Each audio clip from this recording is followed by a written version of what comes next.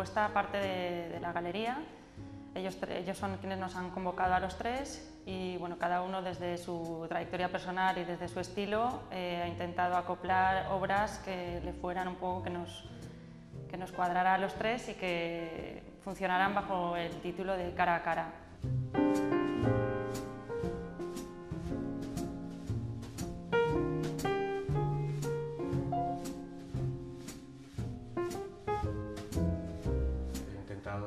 Incorporar la abstracción dentro del conjunto de esta colectiva y bueno, es una abstracción un poquito pues dulce, digamos, ¿no?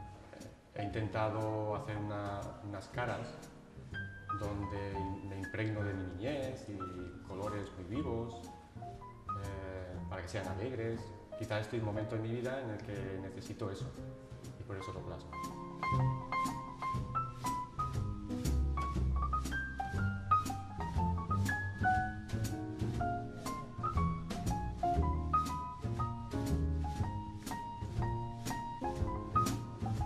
Voy un poco a más. Al principio no empecé con tan gran formato, pero ahora cada vez me va gustando más. Es que lo pequeño parece como que se me queda todo, la pincelada muy contraída y me desenvuelvo mejor en formato grande.